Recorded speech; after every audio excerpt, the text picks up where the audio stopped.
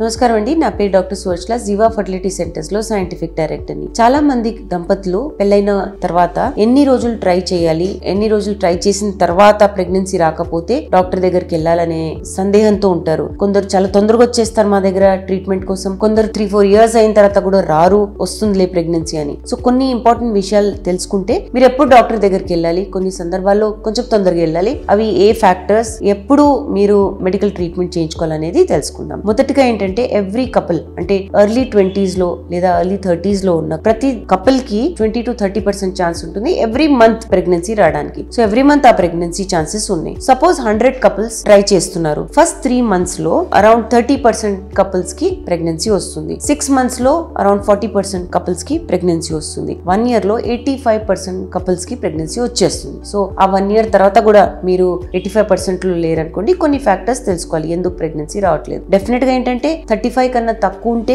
1 year దాకా try చేయండి, 35 కన్నా ఎక్కువ ఉంటే 6 months దాకా ట్రై చేసి అసలు ఎందుకు రావట్లేదు ఇన్వెస్టిగేషన్స్ అవన్నీ చేయించుకోండి. సో ఈ ఫ్యాక్టర్స్ మీరు ఏజ్ బట్టి పర్సంటేజెస్ గుర్తుపెట్టుకుంటే ఎప్పుడు డాక్టర్ దగ్గరికి వెళ్ళాలో తెలుసుకోవచ్చు. కానీ కొన్ని టెక్నికల్ పాయింట్స్ కూడా తెలుసుకోవాలి. ఏజ్ తర్వాత మెడికల్ కండిషన్స్ ఉంటాయి, PCOS, థైరాయిడ్, డయాబెటీస్ ఉంది, లేదా ట్యూబ్స్ బ్లాక్డ్ ఉన్నాయి అంటే ప్రీవియస్లీ మీరు ఏదైనా ఇన్వెస్టిగేషన్ చేస్తే ట్యూబ్స్ బ్లాక్డ్ ఉండే, సర్విక్స్ లో ప్రాబ్లం ఉంది, యూట్రస్ ఆకారంలో ప్రాబ్లం ఉంది, స్కాన్ చేయించినప్పుడు ఏదైనా ఓవరీస్ లో PCOS అని చెప్పారు, ఎండోమెట్రియోసిస్ అని చెప్పారు, ఫైబ్రాయిడ్స్ ఉన్నాయి గర్భసంచిలో, లేదా మీకు ప్రోలాక్టిన్ అనే హార్మోన్ ఎక్కువ ఉంది, హార్మోనల్ ఇంబ్యాలెన్సెస్ ఉన్నాయి, ఇలాంటివన్నీ ఉన్నప్పుడు కూడా మీరు డయాగ్నోసిస్ చేయించుకుని ట్రీట్మెంట్ తప్పకుండా ముందే చేయించుకోవాలి. లైఫ్ స్టైల్ ఇష్యూస్ కూడా ఉంటాయి, మీ వెయిట్ ఎక్కువ ఉంది అనుకోండి, ఎక్సర్సైజ్ చేయట్లేదు, స్మోకింగ్ డ్రింకింగ్ ఎక్కువ ఉంది, ఇలాంటివన్నీ ఉన్నప్పుడు కూడా కొంచెం తొందరగా సలహా తీసుకుంటే మీకు లైఫ్ స్టైల్ మెడికేషన్స్ కూడా ఉంటాయి, అంటే యాంటీ ఆక్సిడెంట్స్ ఇవ్వడము, వెయిట్ లాస్ చేయించుకోవడము, ప్రాపర్ డయట్ ఫాలో చేయడం, వీటన్నిటి వల్ల కూడా మీకు ఛాన్సెస్ ఆఫ్ ప్రెగ్నెన్సీ బెటర్ అవుతాయి. అంటే ఏజ్ తక్కువ ఉన్న మీరు ఇంకొక 1 year ఎక్స్ట్రా కూడా ట్రై చేయొచ్చు, ఈ ఫ్యాక్టర్స్ ఉంటాయి.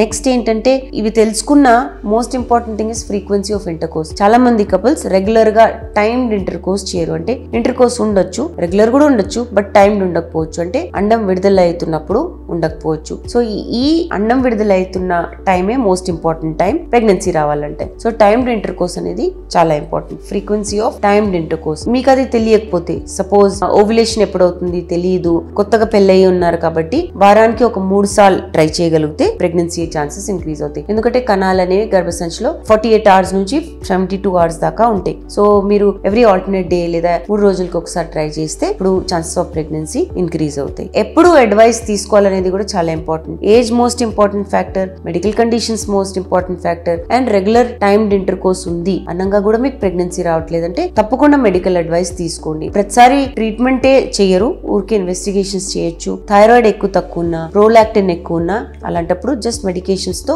వీటిని కంట్రోల్ చేసుకుంటూ ఛాన్స్ ఆఫ్ ప్రెగ్నెన్సీస్ ఇంక్రీజ్ చేయొచ్చు. సో ప్రతిసారి ఇన్వెస్టిగేషన్ కి వెళ్ళారు అంటే ట్రీట్మెంట్ అయితే ఉండదు. ఇన్వెస్టిగేషన్స్ బట్టి ఏం తేలిందో దాన్ని బట్టి ట్రీట్మెంట్ ఉంటుంది. దీని గురించి ఇంకా వివరాల కోసం తప్పకుండా జీవా ఫర్టిలిటీ సెంటర్స్ కి వచ్చేయండి. Thank you. చాలా థ్యాంక్స్ అండి మా వీడియోస్ చూస్తున్నందుకు. మరిన్ని ఇలాంటి ఇంట్రెస్టింగ్ వీడియోస్ కోసం మా ఛానల్ ని తప్పకుండా సబ్స్క్రైబ్ చేయండి. Thank you.